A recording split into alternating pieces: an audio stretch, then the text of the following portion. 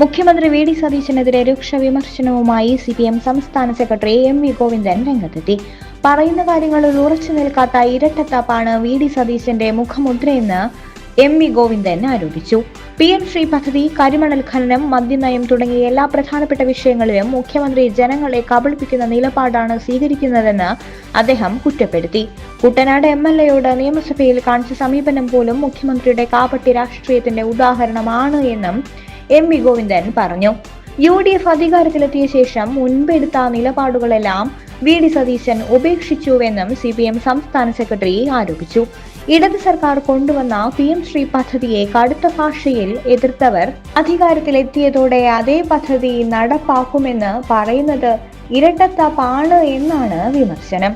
കരിമണൽ ഖനന വിഷയത്തിലും സഭയ്ക്ക് പുറത്തൊരു നിലപാടും സഭയ്ക്കുള്ളിൽ മറ്റൊരു നിലപാടുമാണ് മുഖ്യമന്ത്രി കൈക്കൊണ്ടതെന്നും അദ്ദേഹം ചൂണ്ടിക്കാട്ടി.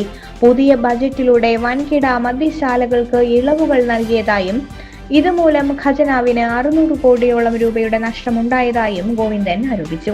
മദ്യനയ വിവാദത്തിലും മുൻ ഇടതു സർക്കാരിനെതിരായ ആരോപണങ്ങൾ തള്ളി CPM നേതൃത്വം രംഗത്തെത്തി. കർഷകർക്ക് വരുമാനം ഉറപ്പാക്കുന്ന തരത്തിൽ വീര്യം കുറഞ്ഞ തനത് മദ്യം ഉൽപ്പാദിപ്പിക്കുന്നതിനെ കുറിച്ചായിരുന്നു മുൻ സർക്കാർ ചർച്ച ചെയ്തിരുന്നതെന്നും ബക്കാഡി പോലുള്ള കമ്പനികൾക്ക് വേണ്ടിയല്ല ആ നീക്കമെന്നും ഗോവിന്ദൻ വ്യക്തമാക്കി.